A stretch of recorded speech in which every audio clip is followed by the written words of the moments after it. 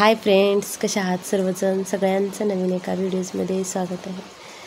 तर सोमवारचा अगोदर सकाळची देवपूजा वगैरे करून घेतली आणि नंतर मग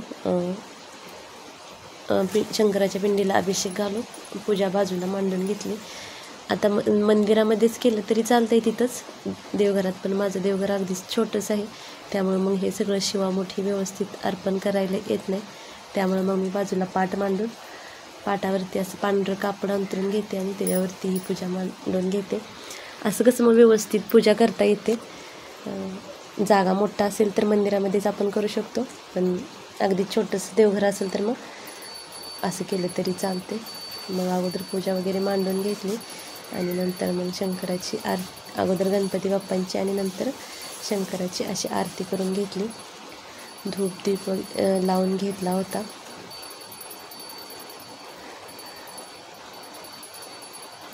आणि नंतर मग बाकीचं मग काम आवरून घेतली. सकाळचीच मांडून घेतलं की कसं दिवसभर घरात फ्रेश राहतं, दिवसभर आरती चालू राहते, मग त्यामुळं मग घरात असं फ्रेश असं वाटतं. त्याच्यामुळं मग सकाळचं सगळं आवरून झालं की अगोदर देवपूजा करून घेते आणि नंतर मग पूजा मांडून घेते आणि मग बाकीची मग आपली रोजची कामं असतात ते करायचे असतातच. आणि आज शिवामूठ तीळ होती, तर पांढरं तीळ घ्यायचं असतात. मग शिवामूठ पण अर्पण करून घेतली. उंबरट्याची पण पूजा करून घेतली. उंबरट्याला हळदी कुंकू लावून छोटीशी रांगोळी काढून घेतली. आणि संध्याकाळी आज थोडासा लवकरच दिवा लावून घेतला होता, कारण स्वयंपाक लवकर आवरायचा होता म्हणल्यानंतर परत एकदा स्वयंपाकाला लागलं की मग दिवा लावायला जास्त लेट होतं.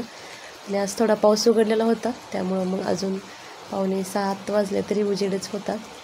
नाहीतर काय होतं, पाऊस असेल तर लवकरच मग 5-5:30लाच असा अंधार पडल्यागत होतो, आभाळ आलेलं असते. त्याच्यामुळं 6:30 वाजलं तरी आज उजेड होता छान असा. आणि हे कृष्णाला लाडू खायचे होते शेंगदाण्याचे, सकाळी स्नॅक्सलाच दे म्हणून बसला होता, पण सकाळी काही घाईत झालं नाही. मग म्हणलं आता संध्याकाळी बनवून घ्यावे. मग आता अगोदर म्हणलं शेंगदाणे निवडून भाजायला ठेवले की बारीक गॅसवर भाजायचे व्यवस्थित, म्हणजे लाडूला चव येते. मग अगोदर शेंगदाणे निवडून भाजायला ठेवून दिले. तोपर्यंत मग कणिक मळून बाकी स्वयंपाकाची पण मग तयारी ते भाजत होऊन जातं. मग स्वयंपाकाच्या वेळेतच हे करायला घेते, म्हणजे ते पण आणि हे पण असं दोन्ही एक सोबत होऊन जातं. आणि नंतर मग थोडंसं धण्याची पूड पण केलेली संपली होती, भाजून असं बारीक करून ठेवते. इकडच्या पद्धतीचं पण भाज्या बनवताना त्याच्यामध्ये मीठ जास्त वापरायचं, आपल्या पण काही भाज्यामध्ये टाकायला होते. मग विकतच्यापेक्षा घरात केलेलं काय होतं, वास पण छान राहतो त्याचा. त्यामुळं मग मी धन आणून असं मग बारीक करून ठेवते. तोपर्यंत फ्लावरची सुकी भाजी करायची होती म्हणल्यानंतर फ्लावर निवडून हळद आणि मीठ टाकून पाण्यामध्ये उकळायला ठेवला आणि धन भाजलेलं होतं ते वाटून बारीक करून ठेवलं, ते पावडर करून त्याची. आता शेंगदाणे भाजून झाले होते, ते थंड होण्यासाठी ठेवून दिले. तोपर्यंत म्हणलं भाजी करून घ्यावी. फ्लावरची कशी पातळ भाजी, अशी फ्लावर बटाटा वगैरे मिक्स केलेली पण खातात, पण सुकी भाजी जास्त आवडते, मग सुकी भाजीच करते. मग एक मोठा कांदा घेतला होता, कांदा टोमॅटो आलं लसूण. मग कढईमध्ये थोडंसं तेल घेतलं, त्याच्यामध्ये जिरं टाकून घेतलं. नंतर मग कांदा भाजून घ्यायचा. कांदा लालसर झाला की नंतर मग आलं लसूण चेचून घालते. कांदा पटकन भाजण्यासाठी मीठ घातलं थोडंसं. आता हा उभा चिरून घातला तरी पण चालतो, पण मी आज बारीक कट केला असा पटकन भाजण्यासाठी. आणि नंतर मग आलं लसूण पण टाकून भाजून घेतलं आणि नंतर मग टोमॅटो घातलं. टोमॅटो पूर्ण म्हणजे भाजीपर्यंत विरगळेपर्यंत भाजते, कारण मुलांना टोमॅटो आले की तसंच खायला आवडत नाही भाजी.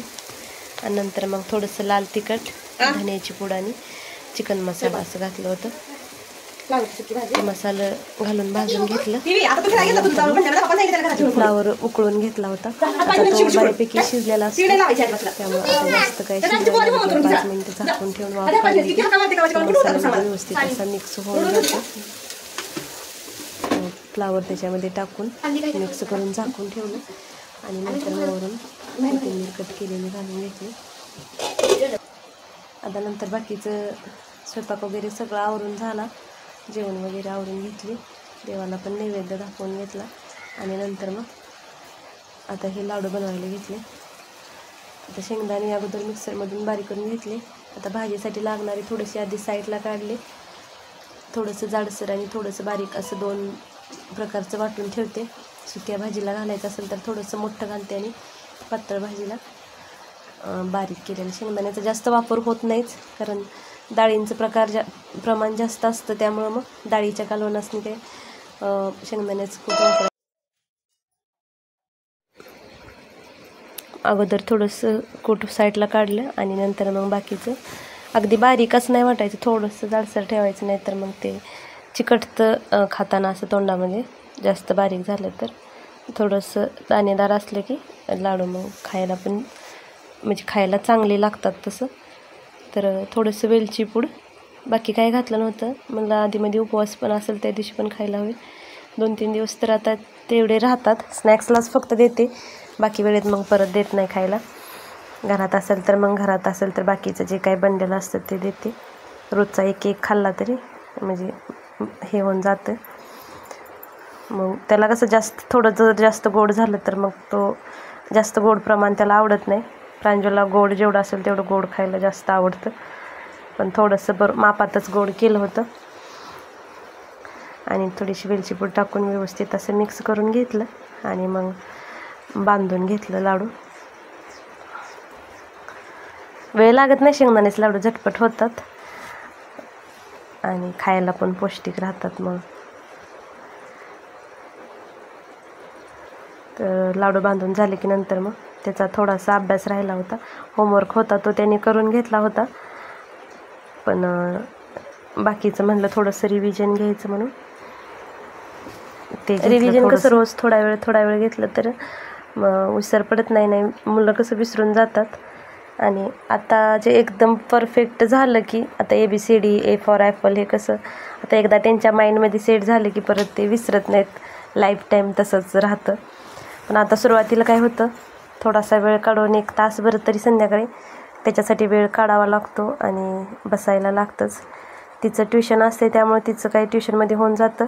नंतर थोड्या वेळ बसते, तिला काही करायचं असेल तर थोडंफार. हिंदीचं फक्त आता तिचं मी घेते आणि बाकीचं मग ती सगळं ट्युशनमधून शिकते. बाकीचं काही एवढं नाही जमत शिकवायला आता. पण याचं असतं ते जास्त वेळ बसावं लागतं आणि मला बसावं लागतं असं रिव्हिजन घ्यायला. मी स्लेट घेऊन बसली की मग तो पण छान असा शिकतो. त्यामुळं मग संध्याकाळी होता येईल तेवढं कामं लवकर आवरून घेते आणि दुसरे एक्स्ट्राचं जास्त काही करायला संध्याकाळी काढत नाही. तर असा संपवला आजचा दिवस. तर कसा वाटला व्हिडिओ कमेंट करून नक्की सांगा आणि नवीन असाल चॅनलवर सबस्क्राईब